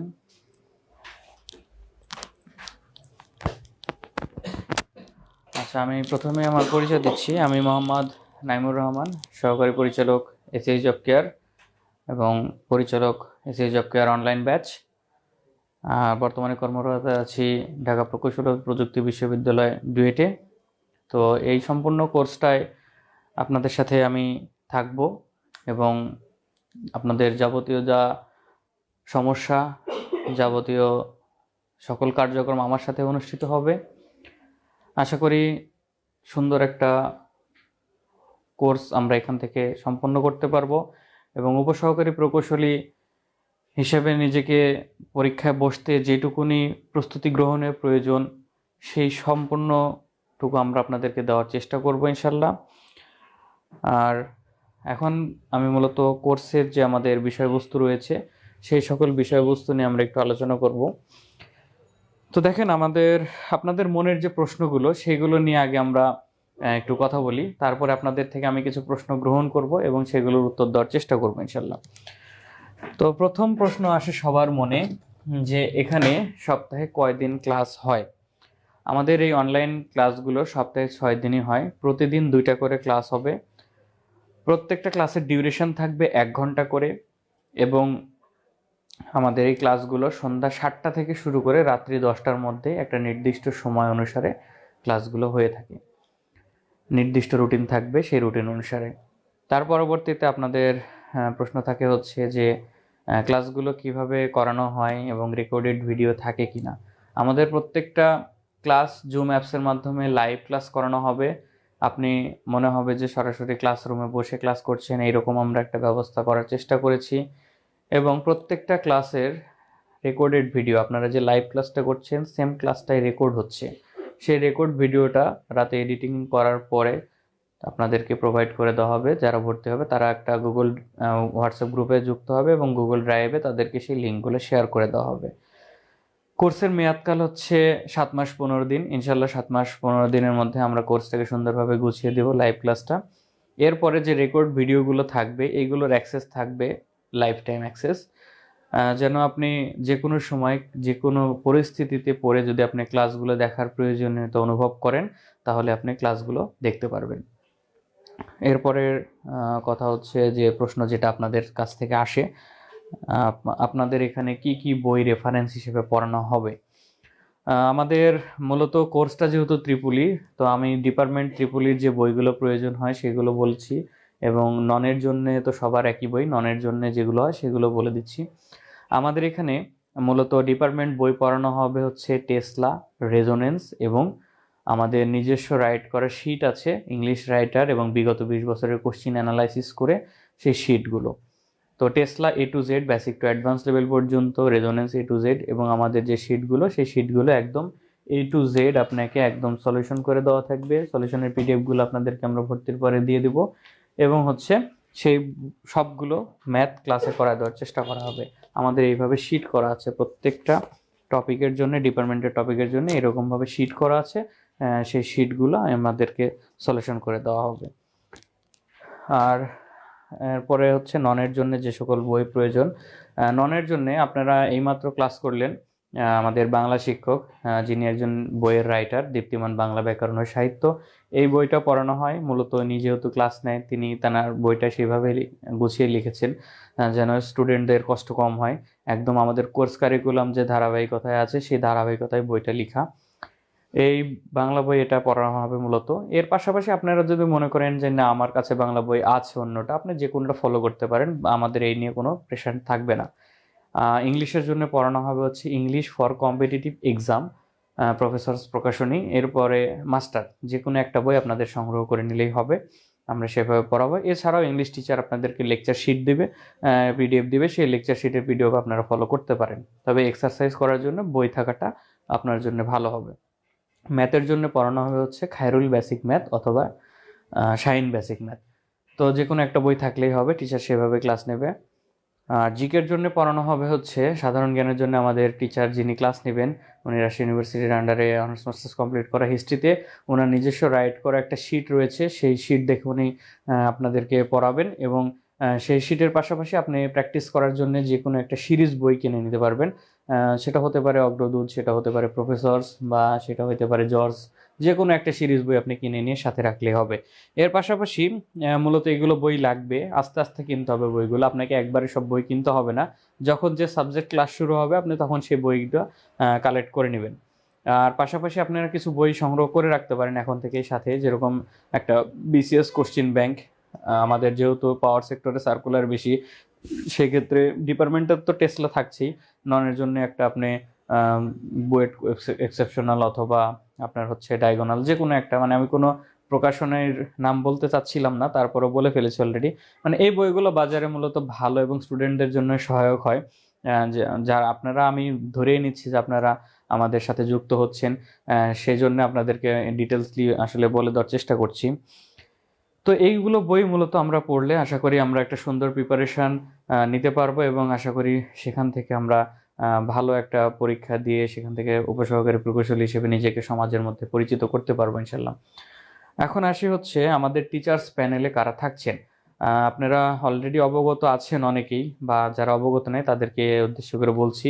আমাদের যে সকল শিক্ষক মণ্ডলী ক্লাস নেবেন, বিশেষ করে যারা ডিপার্টমেন্ট এবং নন নেবেন, তাদেরকে ইন্ডিভিজুয়ালি আমি বলি যে যারা নন ক্লাস নিচ্ছেন, যেরকম বাংলা স্যার যিনি আছেন, তিনি ঢাকা ইউনিভার্সিটির আন্ডারে বাংলাতেই অনার্স মাস্টার্স কমপ্লিট করা, তিনি তো আছেনই। এরপর ইংলিশে যিনি নেবেন, তিনি ইংলিশে অনার্স মাস্টার্স আছে, প্লাস হচ্ছে তিনি স্পোকেন এবং আইএলটিএস উপরে ওয়েল ট্রেন্ড, সে একজন ট্রেনার, ইংলিশে স্পোকেন ট্রেনার। তিনি ইংলিশ ক্লাসটা নেবেন, আপনারা হয়তো সামনেই পাবেন তার ক্লাসগুলো। ম্যাথমেটিক্সের জন্য যিনি নেবেন, তিনি অনার্সে ম্যাথমেটিক্সের উপরে অনার্স মাস্টার্স কমপ্লিট। জিকের জন্য যিনি আছেন, তিনি তো বললামই যে তিনি রাজশাহী ইউনিভার্সিটির আন্ডারে হিস্ট্রির উপরে অনার্স মাস্টার্স কমপ্লিট করা। আর ডিপার্টমেন্টের জন্য, বিশেষত ডিপার্টমেন্টের যে সকল টিচার থাকবে তারা সবাই হচ্ছে এক্স ডুয়েটিয়ান, মানে ডুয়েট থেকে তারা বিএসসি এমএসসি ইঞ্জিনিয়ারিং কমপ্লিট করে বের হয়ে গেছে। বর্তমানে তারা দেখা যাচ্ছে সাব অ্যাসিস্ট্যান্ট ইঞ্জিনিয়ার হিসেবে সরকারি অনেক প্রতিষ্ঠানে জব করছে, বা অ্যাসিস্ট্যান্ট ইঞ্জিনিয়ার হিসেবে জব করছে। এছাড়াও দু একজন আছে যারা ফার্স্ট টু লাস্ট অ্যাসিস্ট্যান্টের প্রিপারেশন নিচ্ছে, বিভিন্ন জায়গায় ভাইবা দিচ্ছে, এখনও আমাদের কোচিংয়ের সাথে আছে। এরকম ওয়েল ট্রেন্ড যাদের দেখা যাচ্ছে 3 থেকে 5 বছরের এক্সপিরিয়েন্স আছে ক্লাস নেওয়ার, তারাই মূলত এই ক্লাসগুলো সব নিয়ে থাকবে। এই ছিল মোটামুটি আমাদের কোর্স বিষয়ে আপনাদেরকে জানানো। আর আরও একটা তথ্য দিই, সেটা হচ্ছে আমাদের এরকম একটা কোর্স কারিকুলাম আছে, এরকম হিউজ বড়, যেটা হচ্ছে আপনাদেরকে আমরা দিয়ে দেবো পিডিএফ ফাইলটা। মানে যা যা কিছু দরকার এর মধ্যে আমরা টোটাল টপিকগুলো উল্লেখ করে দেওয়া আছে। এই টপিকগুলো আপনাদেরকে আমরা একদম first to last A to Z শেষ করে দেবো, সব কিছু, ডিপার্টমেন্ট নন সব কিছুই। ঠিক আছে, এখন আসি হচ্ছে যে আপনাদের কোর্স ফি কত এই বিষয়ে। আমাদের কোর্স ফি হচ্ছে ত্রিপলি ডিপার্টমেন্টের জন্য ফুল কোর্স, যেটা হচ্ছে ফুল কোর্স ফি হচ্ছে 5,500 টাকা। ফুল কোর্স বলতে নন এবং ডিপার্টমেন্ট উভয়টাই বোঝাচ্ছে, যেটা সেটা। আরেকটা হচ্ছে শুধু ডিপার্টমেন্ট, যারা হচ্ছে অনলি ডিপার্টমেন্ট পড়বেন তাদের জন্য কোর্স ফি কত, তাদের জন্য হচ্ছে 4,500 টাকা। আপনি 4,500 টাকা শুধু ডিপার্টমেন্টটা করতে পারবেন। আর যারা হচ্ছে শুধু নন করতে চান, তাদের জন্য হচ্ছে শুধু ননের কোর্স ফি হচ্ছে 3,500। এটা হচ্ছে সকল ডিপার্টমেন্টের স্টুডেন্টদের জন্য। আপনি সিভিল, মেকানিক্যাল, ট্রিপলি বা যে কোনো ডিপার্টমেন্টে হন বা জেনারেল স্টুডেন্ট হন, আপনার ননের যে পার্টটা এটা তো সবার জন্যই সেম। তো এটা আপনি করতে পারবেন শুধুমাত্র 3,500 টাকায়। এই হচ্ছে আমাদের কোর্স ফি। এখন কোর্স ফিটা পেমেন্টেরও সিস্টেম আছে দুই রকম, একটা হচ্ছে ইনস্টলমেন্ট আর একটা হচ্ছে ফুল কোর্স পেইড। তো যদি আপনি ফুল কোর্স ফি পেইড করে ভর্তি হতে চান তাহলে আপনার জন্য কোর্স ফিটা 500 টাকা ডিসকাউন্ট আছে এখানে। মানে আপনি যদি এখানে 5,000 টাকা পে করেন তাহলে ফুল কোর্সটা আপনি একবারে পেইড করে নিতে পারবেন। এখন আপনাদের মনে কোশ্চেন আসতে পারে যে আমি হচ্ছে যে একবারে দিতে পারবো না, সেক্ষেত্রে আমি কি করব? সেক্ষেত্রে আমাদের ইনস্টলমেন্ট আছে। ফার্স্ট ইনস্টলমেন্ট যেটা, সেটা হচ্ছে 3,000 টাকা দিয়ে অ্যাডমিশন নিতে পারবেন।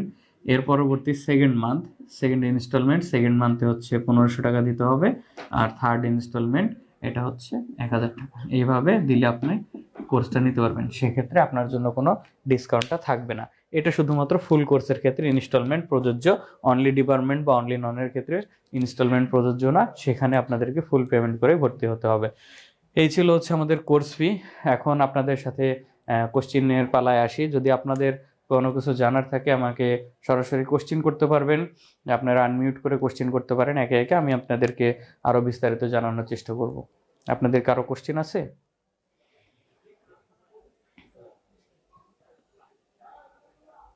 আপনারা কি আমাকে শুনতে পাচ্ছেন?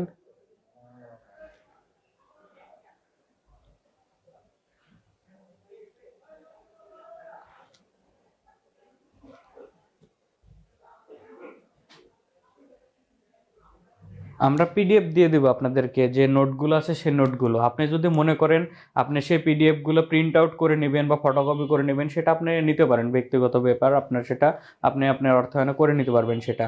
আবার যদি এটাও মনে করেন যে না, আমার হচ্ছে যে আমি গাজীপুর থেকে এটা হচ্ছে ফটোকপি আকারে একবারে বাইন্ডিং করে নেব, সেক্ষেত্রে আমার সাথে যোগাযোগ করলে আমি একটা দোকানের বা আমাদের যে শিটগুলো যে দোকানে পাওয়া যায় তাদের নাম্বারগুলো আমি দিয়ে দিলাম, আপনারা কথা বলে কত টাকা বিল আসবে, ফটোকপি বিল প্লাস কুরিয়ার চার্জ, তাদেরকে টাকা পাঠিয়ে দিয়ে লোকেশন দিলে তারা ওখানে পাঠিয়ে দিবে।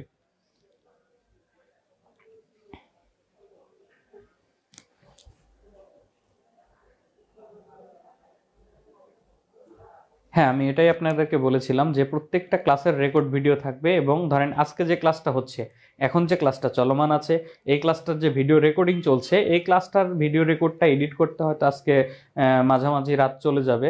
তো এটা আপনি সকাল 10টার মধ্যে গ্রুপে পেয়ে যাবেন আবার, বা তার আগেও পেয়ে যাবেন অনেক সময়। দেখা যাচ্ছে আমরা সকাল 10টা বলি, দেখা যাচ্ছে সকাল 6টা-7টার মধ্যে গ্রুপে ভিডিওগুলো সব দিয়ে দেওয়া হয়। মানে গ্রুপ বলতে আপনাদেরকে ভর্তির পরে যে গ্রুপে অ্যাড করা হয়, এই গ্রুপে একটা ড্রাইভ লিঙ্ক শেয়ার করা হয়, সেই ড্রাইভে ক্লাসগুলো থাকবে সংরক্ষিত আকারে, আপনি দেখতে পারবেন, কারণ আপনাকে ভর্তির পরে একটা অ্যাক্সেস দেওয়া হবে, সেই অ্যাক্সেস অনুসারে আপনি ক্লাসগুলো দেখতে পারবেন।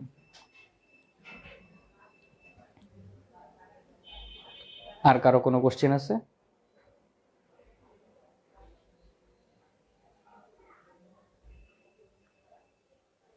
আপনাদের যদি আর কারো কোনো কোশ্চেন না থাকে তাহলে আমি ক্লাসটা শেষের দিকে আগাতে চাচ্ছি। আর যদি কারো কোনো কোশ্চেন থাকে, জানার থাকে, তাহলে আমি আপনাদেরকে অ্যান্সার করবো ইনশাল্লাহ।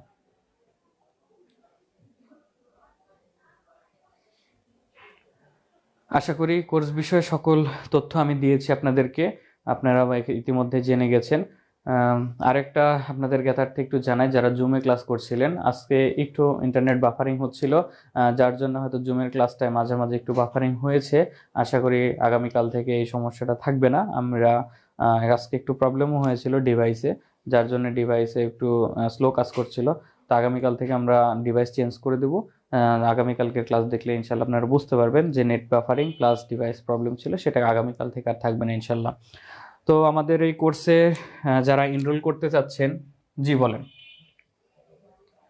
এটা আগামীকালকে ক্লাস করলে আপনি বুঝতে পারবেন।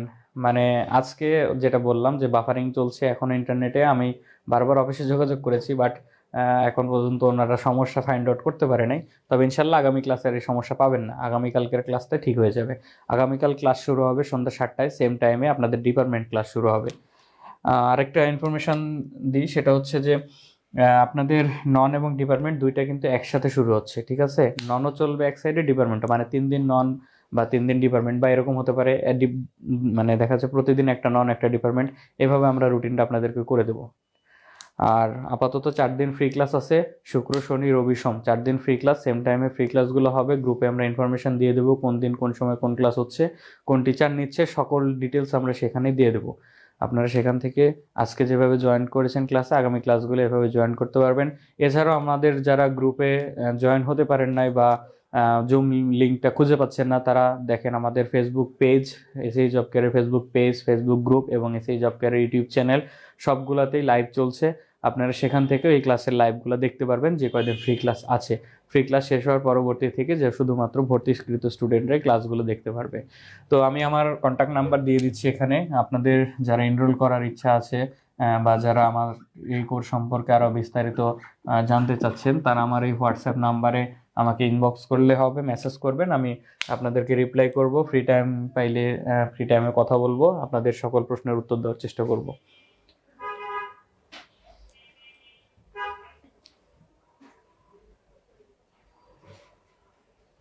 আজকে আপনাদের যেরকম ক্লাস হলো, আপনার ধরে নেন আজ থেকে আপনার ব্যাচ রান হয়ে গেছে, ঠিক আছে। আমাদের নিয়ম হচ্ছে আমরা ফ্রি ক্লাস চালাচ্ছি কার জন্য? যারা ফ্রি ক্লাস দেখতে চাচ্ছে তাদের জন্য ফ্রি ক্লাস, কিন্তু অলরেডি এই ব্যাচে যারা ভর্তি হয়ে গেছে তাদের জন্য কিন্তু এই ক্লাসগুলো কাউন্টেবল ক্লাস, কাউন্ট হচ্ছে ক্লাসগুলো তাদের জন্য। তো নতুন করে এগুলো রিপিট হবে না, মানে বাংলা ক্লাসটা রিপিট হবে, কারণ বাংলা তো আজকে আপনাদেরকে টপিক মনে হয় আপনাদের চোজ মতো সন্ধি থেকে শুরু করেছে। আমরা মাঝামাঝি থেকে কোনো টপিক শুরু করবো না, আমরা একদম জিরো থেকে টপিক শুরু করবো সবগুলো, ঠিক আছে। তো ধরে নেন আগামীকাল থেকে যে ক্লাসগুলো হবে সেগুলো কাউন্টেবল ক্লাস।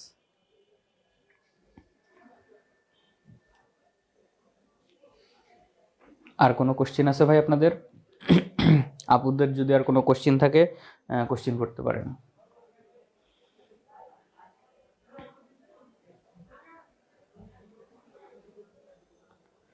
আশা করি আপনাদের সকল কোশ্চেনের অবসান হয়েছে। আমরা অলরেডি অনেক টাইম ক্লাস করেছি, আপনারাও হয়তো বোর ফিল করছেন এখন, কারণ আমি এখন পড়াশোনার বাইরে কথা বলছি। তো আমি আর সময় ক্ষেপণ করব না আপনাদের। আমি আজকের এই ব্যাচের শুভ উদ্বোধন এখানেই ঘোষণা করছি। অনলাইন 12তম ব্যাচের শুভ উদ্বোধন আজকের মধ্যে দিয়ে হয়ে গেল আপনাদের মাধ্যম দিয়ে। আজ আমরা আগামীকালকে আপনাদেরকে ডিপার্টমেন্ট ক্লাসের আমন্ত্রণ জানিয়ে আগামীকাল শনিবার সন্ধ্যা 7টায় আপনাদের অনলাইন 12তম ব্যাচের ডিপার্টমেন্ট ক্লাসে আমন্ত্রণ জানিয়ে এখানে বিদায় নিচ্ছি। সকলে ভালো থাকবেন, সুস্থ থাকবেন, আমাদের জন্য দোয়া করবেন। আশা করি আজকের মতো করে আমরা পুরো জার্নিটাই ভালোভাবে শেষ করব। আসসালামু আলাইকুম ওয়া রাহমাতুল্লাহ।